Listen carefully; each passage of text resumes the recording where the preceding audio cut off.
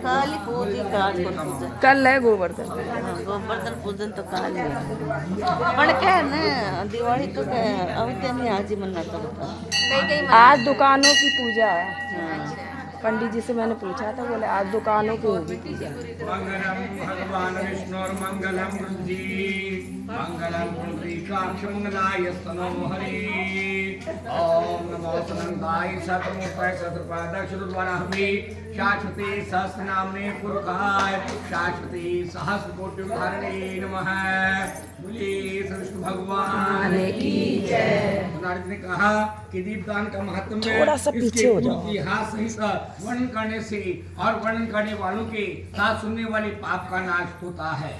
हे राजा, ब्रह्मा के द्वारा वर्णन किए गए पूर्व के दीप महात्म्य को सुनिए, जो कि सबके पापों का नष्ट करने वाला और पुण्य को बढ़ाने वाला है। पहले ही कभी जयद्रथ नाम के राजा, जो कि चंद्रवंश के अंदर उत्पन्न हुआ था, भगवान के नाम में भक्ति करने लगा था। प्रतिदिन जाकर के विष्णु भगवान के देवालय को साफ करता, उसमें दीप जलाया करता था तथा सारे प्राणियों पर दया दृष्टि रखता था। कभी किस समय रेवती नदी किनारे पर विष्णु भगवान के स्थान पर राजा पूजन करने के लिए आया। राजा के चरित्र को देखकर वितिहोत्र नाम पुरुष, जो राजा का राजपुरोहित था, बड़ा आश्चर्यचकित हुआ।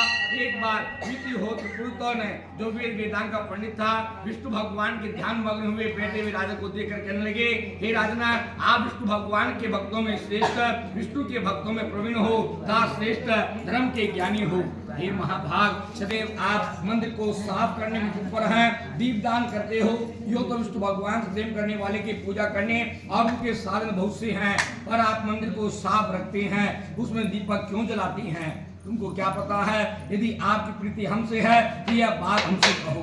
तो पुरोहित के इस प्रकार के तुम सुनकर जयद्रथ नाम के राजा हंसता हुआ नम्र होकर हाथ जोड़कर कहने लगा कि हे ब्राह्मण श्रेष्ठ, मेरे पूर्व जन्म का चरित्र सुनिए, जो कि सुनने वालों को बड़े आश्चर्य में डालता है। मुझे याद है, हे ब्राह्मण, शक्ति के अंदर स्वारोष्ट मनवंत्र के अंदर वेद वेदांग का एक पंडित ब्राह्मण था। वह यज्ञ नहीं करता, न कराता, ग्राम याजक क्रूर था, निष्ठुर था, बहुत से वस्तु न बेचने की थी, उनका विक्रय करता था। इस प्रकार के निंदित कार्य करता हुआ उस ब्राह्मण को उसके परिवार वालों ने त्याग दिया।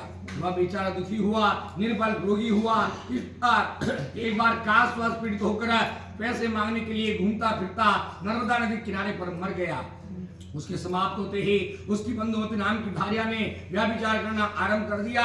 इस कारण से वह भी परिवार वालों से त्याग दी गई। उस स्त्री से और चांडाल से मैं दंडकेतु नामक महापाप उत्पन्न हुआ, जो ब्राह्मणों का शत्रु हुआ। दूसरे के धन की इच्छा रखने वाला, दूसरे धन को पचाने वाला, जीवों के प्राण नष्ट करने वाला। इस प्रकार से मैंने गौ, हिरण आदि पक्षी नष्ट किए। सुमेरु पर्वत के निकट स्वर्ण मार्ग की चोरी करी, शराब पीने का शौकीन, क्रूर, दूसरों की बुराई करने वाला।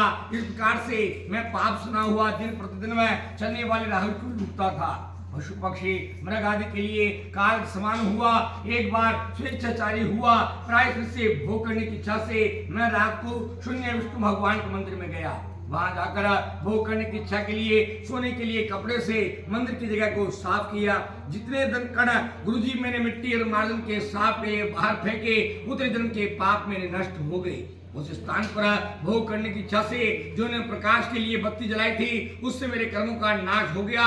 वह बत्ती जो कि भोग के लिए जलाई गई थी, उसको देखकर चौकीदार जो गांव का पहरा लगा रहे थे आए और मुझे चोर बदमाश बतलाकर उन्होंने मेरा सिर तलवार से अलग कर दिया। विष्णु भगवान के सारे दूत भोग विमान के अंदर बैठकर आए, वे मुझे शीघ्र स्वर्ग ले गए। ब्राह्मण 1200 कल्प तक हमने ब्रह्मा जी के यहाँ निवास किया, दिव्य भोग युक्त वैकुंठ में रहे। तत्पश्चात भूमि में देव योग्य जगह मैंने निवास किया। उस स्थान के पुण्य के प्रभाव से असंकट राज्य प्राप्त हुआ है। यदवंश के अंदर जन्म पाया है, असीम संपत्ति है। जो कुछ हम कर्म भोग करने के लिए थे, हे ब्राह्मण, उनका तो फल हमें मिला है। अब हम कर्म भक्ति के लिए करते तो न मालूम क्या सफल पाएंगे। ये ब्राह्मण, इस कारण मंदिर को हम प्रतिदिन साफ करते हैं, रात में दीपक जलाते हैं और बहुत भक्ति है, यह दोनों कार्य करते हैं।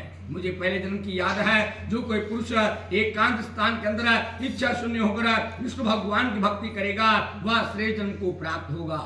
वितिहोत्र नाम पुरोहित जयद्रथ नाम के राजा के वचनों को सुनकर के बड़ा खुश हुआ और भगवान की भक्ति के अंदर संलग्न हो गया।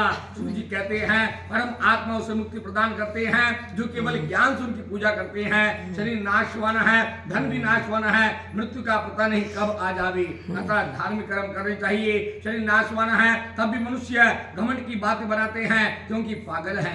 धन का क्या गर्व, करोड़ों जन्मों के पुण्य प्रभाव से जाकर कहीं भगवान के अंदर भक्ति मिलती है। गंगा नदी में स्नान कर लेना, अतिथि का सत्कार करना सब आसान है, किंतु भगवान की भक्ति करना बड़ा कठिन है। मनुष्य के जन्म बड़ी कठिनाई से प्राप्त होती है, इसी योजना गवाइए। यदि इसका दुरुपयोग करोगे तो हम लोग पास में हैं। यदि आप लोग भवसागर रूप संसार से पार होना चाहते हैं तो ईश्वर की भक्ति रूपी नौका के क्षण में जाओ। जो मनुष्य ईश्वर को पा जाते हैं वे धन्य हैं, अतः भगवान की भक्ति में लग जाओ। हे राजन, इस प्रकार नारद कहते हैं, हे धर्म के जानने वाले, जो कोई पुरुष किसी और के जलाए दीप को बढ़ाता है उससे ईश्वर बड़े संतुष्ट होते हैं। उनके विषय में तो कहना ही क्या है, तो भगवान के अंदर श्रद्धा रखते हैं, दीप जलाते हैं, उनका फल सुनिए। मनुकुल के अंदर एक रेवत नाम के राजा भद्रबुद्धि नाम का एक पुत्र उत्पन्न हुआ था। उसी रेवत से संबंध रखने वाली कथा सुनाएंगी। उस भद्रबुद्धि के सुदर्शन नाम का लड़का उत्पन्न हुआ। उसके समान विद्या और कलाम चतुर कोई नहीं था और उसके रूप के समान कोई संसार में दूसरा नहीं था।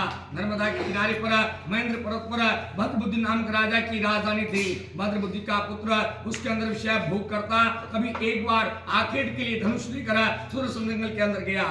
वन के अंदर घूमते फिरते नर्मदा के तट पर पहुंचा। वहां हिरण को पकड़ने की रस्सी हाथ पकड़े हुए भायुक्त चोरों से मिले वन के अंदर फिरना आरंभ कर दिया। थोड़ी सी दूर निकलने पर किनारे के साथ गया और सभी पुरुषों ने मिलकर हिरण के मांस को उसी रात्रि में समाप्त कर दिया। प्रातःकाल होते ही नर्मदा के किनारे पर वन की रम्यता को देखने के लिए निकला। ठीक उस समय नर्मदा के दूसरे किनारे पर एक सुंदर औरत को देखा।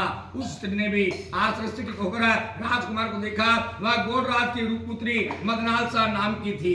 अपनी सहेलियों के साथ देखते हुए और खेलते हुए नर्मदा किनारे पर आ पहुंची थी। दोनों मिलकर नर्मदा की नदी में घुसकर लज्जायुक्त आंखों से क्रीड़ा करने लगे। तत्पश्चात सुदर्शन अपने साथियों को वहीं खड़ा करके अपने अश्व पर सवार होकर दूसरे किनारे पर गया। वह बहुत सुंदर स्त्री वृक्ष की आड़ थी। उसके पूछने पर अपने वंश और पिता का नाम बताया। उस स्त्री को भी विद्या और कला के अंदर चतुर और गुणयुक्त वीर ने लुभा लिया। दोनों ने मिलकर अपना गंधर्व विवाह कर लिया। दोनों ने नर्मदा के किनारे पर वन के अंदर रमण किया। तत्पश्चात राजकुमार और मदनालसा दोनों अपने राजभवन में आकर सुख से रहने लगे। तत्पश्चात विषय भोग से त्याग कर भद्रबुद्धि राज्य सिंहासन अपने पुत्र को सौंप कर तपस्या करने चला गया। मदनालसा की रानी कृष्ण भगवान जी का व्रत करती थी। विष्णु भगवान की पूजा अपने सुदर्शन नाम पति को सदैव सिखाया करती थी। उन्होंने मणियों से सजाया हुआ विष्णु भगवान का सोने का मंदिर तैयार करवाया। उसी में दोनों विष्णु भगवान की भक्ति करने लगी। कार्तिक मास के अंदर राजा रानी विष्णु भगवान के मंदिर के अंदर जो जला रही थी।